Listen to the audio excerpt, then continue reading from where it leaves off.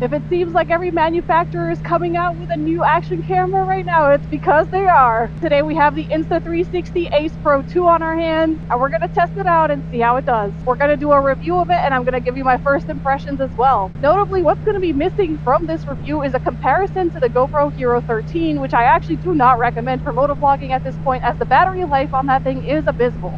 Thank you Insta360 for sending me the AcePro2, and let's dive into it. One of the biggest pain points for motorcycle riders is actually capturing good audio while you're riding. For the Insta360 AcePro2, you have two options. You can use their mic adapter to connect an external mic, or you can connect the camera via Bluetooth to your Cardo unit or an external Bluetooth microphone, such as the DJI Mic 2. So I wanted to show you guys what the footage sounds like when you're using their mic adapter or when you have the camera hooked up to your Cardo. If you want to record audio using your Cardo Bluetooth headset, first turn the Cardo on and then put it in pairing mode. Then go into the AcePro2 menu and find the little headphone icon. If your Cardo's in pairing mode, you should get a prompt to pair it. Go ahead and connect it, and then exit out of the menu and go into the little microphone icon tab in the settings and make sure that your Cardo shows up on the list. If it does, you're good to go. In post-production, you're going to see two dual audio tracks. One is using the built-in microphone and the other one is recording your voice. You can toggle those on and off or mix them as needed. Right off the bat, one of the coolest new features that I wanted to test out about this camera was that you can connect it to your Cardo or a Bluetooth microphone and record wirelessly. Now, I already have a Cardo headset on this helmet and a microphone inside my helmet that's connected to that Cardo. So the added bonus that I can just put this camera on my helmet, no other microphones that I need to attach or anything, and just record. People have been able to get really good sounding audio just by using their Cardo. Now, the way the AcePro2 handles Bluetooth audio is that it will record two audio tracks. It will record using the camera's external microphone, and it will also record audio on a separate track that's coming from the Cardo microphone inside my helmet.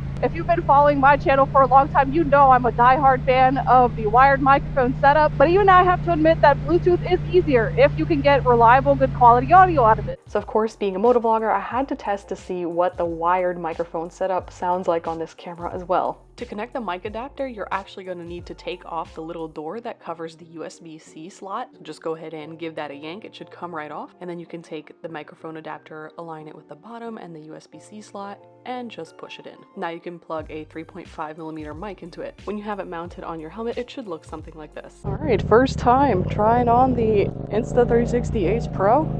Really, I'm most curious about how the audio sounds out of this. As you can see, the mic adapter is a little bit to the side, so I'm a little bit afraid that the wind is going to interfere with that.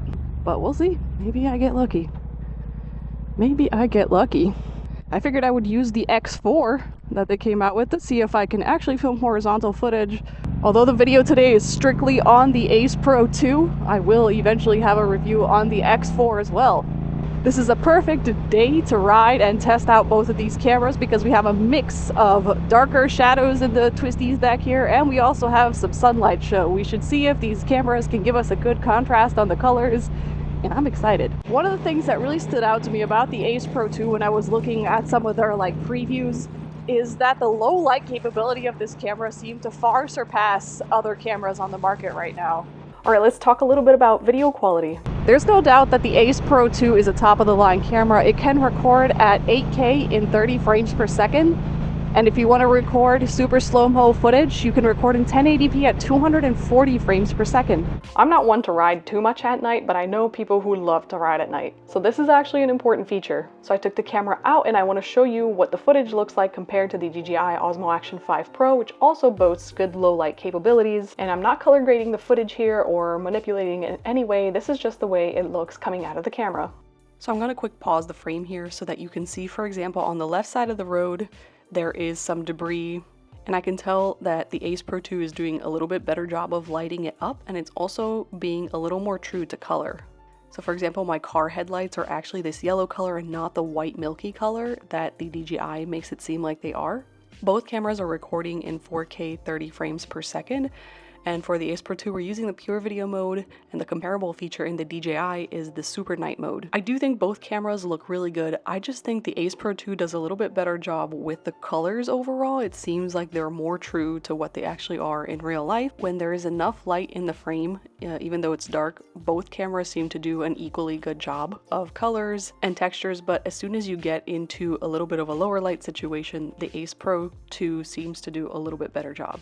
I also want to show you some side-by-side comparison footage with the DJI Osmo Action 5 Pro and the Ace Pro 2. Again, both cameras are recording at 4K 30 frames per second, and this is the type of footage you can expect to get out of it if you don't apply any color grading. I really want to show you guys the differences between these two cameras, so I'm not color grading the footage in these two clips whatsoever. This is just how it comes out of the camera when you use the vivid profiles on both cameras. But one of the things I notice about the Ace Pro 2 that I think the DJI lacks is that it has better image quality in this super bright environment where the sun is shining into the camera. And overall, the colors on the Ace Pro 2 just look a little bit more realistic to me than the DJI. The DJI makes them look a little bit video gamey, if that makes any sense. Almost like it's applying too much HDR. Again, you can clean up some of this footage in post-production, but I think coming out of the camera, the Ace Pro 2 is the winner here. One of the things that they improved on the Ace Pro 2 compared to the Ace Pro was the wide field of view. You can now capture up to 157 degrees in the wide angle field of view. The Ace Pro 2 comes with a 1,800 mAh battery. It's a little bit lower than the DJI Osmo Action 5 Pro, which comes in with a battery at 1,950 mAh. I also set two cameras up to record in 4K 30 frames per second from 100% battery until they run out, and here are the results of that test. The DJI Osmo Action 5 Pro has a 1,900 mAh battery and was able to record for 2 hours and 40 minutes at 4K 30 FPS. The Ace Pro 2 has a 1,800 mAh battery and was able to record for 1 hour and 45 minutes at 4K 30 FPS. This is a pretty good result and not surprising since the DJI does have a bigger battery. It was able to record longer.